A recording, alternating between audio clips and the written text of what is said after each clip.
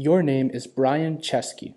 You're a bit quirky, talk a little bit flamboyant, like to read and learn, are worth 3.3 billion, and you found your girlfriend on Tinder. But let's dial back.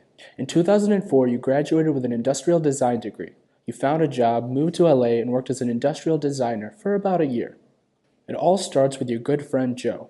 Back in college, you two played pickup basketball together, and for the past year, he's been trying to convince you to move out to San Francisco to start a business. You're 25, young, you do it. That first week was so exciting. Eating ramen, you guys are just spitballing ideas. Felt like college all over again. The place is full of ideas, and then something ominous happens. You get a letter in the mail, addressed to Joe. He pulls it out, and it's from your landlord, who politely states that your rent is now 25% higher than the previous month. You're freaking out. You go on the internet to your online banking and think, oh God, can I make rent this month? In this moment, with your backs against the wall, you start to feel like your creative training is starting to pay off. You two start thinking, how can we design our way out of this? So you're looking on your laptop and there's a design conference, and on the conference website in big red letters it says, hotels sold out. And you're thinking, man, what a bummer. Designers want to come last minute and they're not going to have a place to stay. And in that instance, you look around your living room and think, wait, we have so much extra space here. And I've got airbeds in the closet. Your mind is racing. We could give them more than just a place to sleep. We could pick them up from the airport, cook breakfast in the morning, give them a map of San Francisco, guide them around. So you design your own website, saying who you were, the concept, what you'd provide, and you called it airbedandbreakfast.com. People love it. You're getting emails from all over the world, people even sending in resumes to vie for one of the 3 limited airbeds for $80 a night. A pretty good deal. You get Mo, Catherine, and Michael. They stayed with you. You got to show them San Fran, hang out with them. It was amazing. They got to feel like they belonged there. They didn't feel like outsiders. You'll never forget saying goodbye and watching the door click closed, and afterwards thinking with Joe, wait, what if we made it possible for other people to share this experience? At this point, you knew you needed technical experience. Actually, the roommate that moved out from Joe's apartment so that you could move in was an engineer with a computer science degree from Harvard, Nate. Joe remembers that when they lived together, there were lots of similarities in how Joe and Nate worked. Every day when they came back home from their day jobs, they would both maniacally work on their own projects till late at night. And he remembered that if he ever needed an engineer with a good work ethic, he would call Nate. That week you all meet up for a drink. Nate loves it. He's like, we could use the internet to actually get people off of the internet. So your team is assembled. You've all agreed that you'd launch the next version of your site in 3 weeks at the next big tech conference coming up, South by Southwest in Austin, Texas.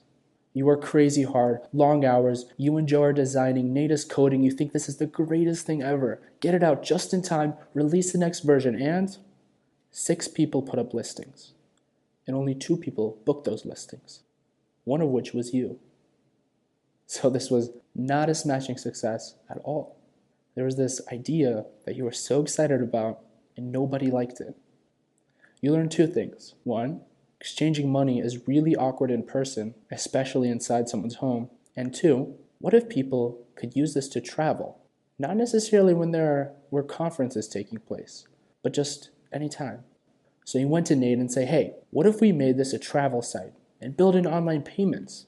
Nate started to warm up to the idea, but then decided to move back to Boston to hang out with his girlfriend. New plan.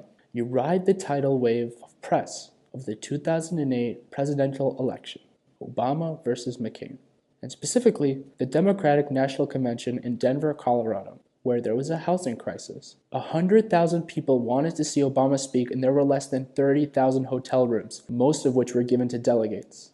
You hustled. You flew to Denver, got local press, that turned into regional press, got a live interview with CNN, that turned into national press, that turned into international press. About 100 people actually booked and paid with their credit card through your service, and this was the first sign of a viable working marketplace. You ended up going from 0 to 800 homes in a matter of 4 weeks. You think you've made it. You've got it right. If you build it, they will come in. Look what is happening. And then the convention ended, and those numbers come crashing down. A few weeks ago, you've already started talking to investors thinking, oh, let's talk to them while the numbers are up. It's working.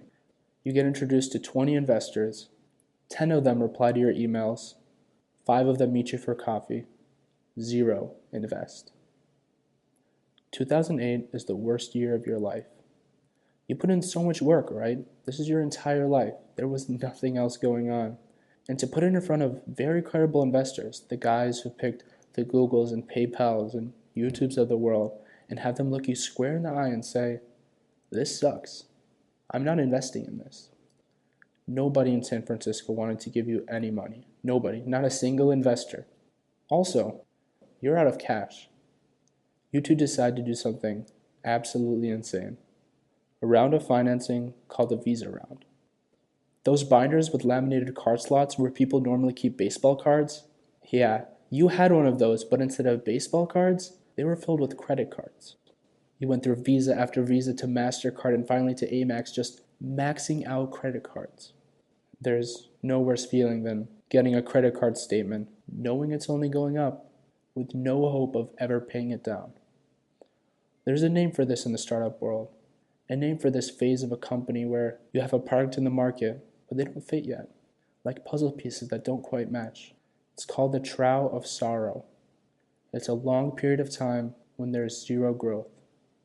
And this is when people tend to quit.